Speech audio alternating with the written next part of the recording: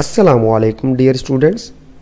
This is Muhammad Zohaib. If you are watching this video on YouTube, please subscribe to my channel and don't forget to press the bell icon so that you can be notified when I upload a new video. In last 3 videos we have learned that if the subject is plural, we have to make the verb agree with the plural subject.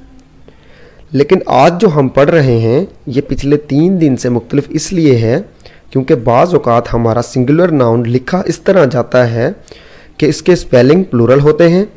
जैसे आप अक्सर TV पर ये लफ्ज़ देखते हैं breaking news.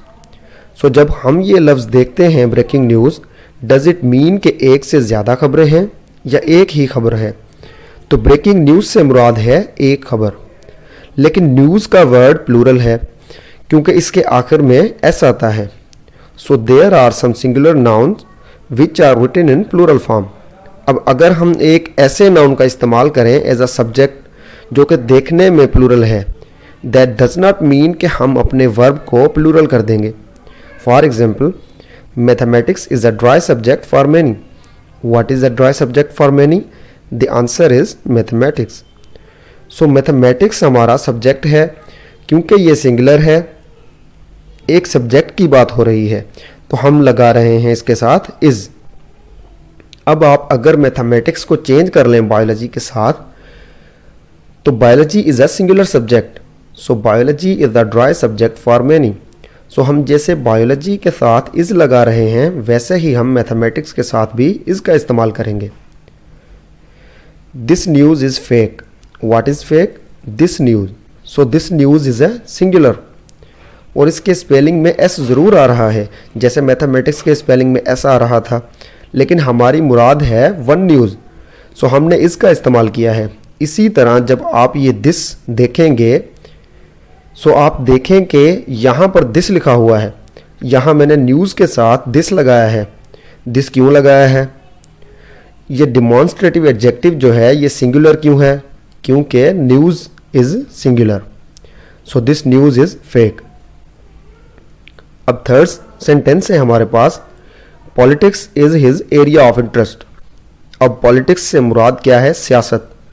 तो सियासत is a singular word. Politics is also a singular word but it is written in a plural form. So what is his area of interest? Answer is politics. तो हमने जब अपना वर्ब लगाना है तो हम स्पेलिंग के साथ वर्ब अग्री नहीं करा रहे, बल्कि हम वर्ब को अग्री करा रहे हैं माने के साथ।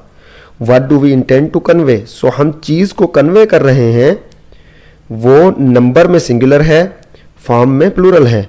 सो जब आप करेक्शन कर रहे हो तो इस चीज़ का ख्याल करें कि आपका जो सब्जेक्ट है वो सिंगुलर फॉर्म है या प्लूरल फॉर्म में है, और अगर वो प्लूरल फॉर्म में है तो क्या प्लूरल फॉर्म में उसके स्पेलिंग हैं या फिर असल में वो प्लूरल का यानी मल्टीपल ऑब्जेक्ट्स का काम कर रहा है। अब पेन्स और मीन्स दो ऐसे वर्ड हैं जिन्हें हम चाहें तो सिंगुलर वर्ब के साथ ट्रीट कर सकते हैं और प्लूरल वर्ब के साथ भी ट्रीट कर सकते हैं। जैसे great pains have been taken from materializing the project. So great pains have been taken. So मैं पेन्स के साथ हैव का इस्तेमाल किया है, लेकिन एक और जुमला भी अगर मैं बनाऊं, much pains has been taken, so हम इसमें हैज़ का इस्तेमाल कर रहे हैं, तो यानी हम हैज़ का इस्तेमाल भी कर सकते हैं, लेकिन हमने पेन्स को एज अ सिंगुलर ट्रीट किया है, तो हम अपनी राइटिंग के अंदर इसको सिंगुलर रखेंगे। और अगर हम इसको प्लूरल यूज़ कर रहे हैं तो हम इसके साथ किसी एडजेक्टिव का इस्तेमाल कर रहे हैं, तो विल मेक श्योर वो एडजेक्टिव जो है वो हमारी कंस्ट्रक्शन के साथ जा रहा हो। I hope these lectures are helping you in learning the correct usage of grammar. I will see you tomorrow, inshallah. Thank you.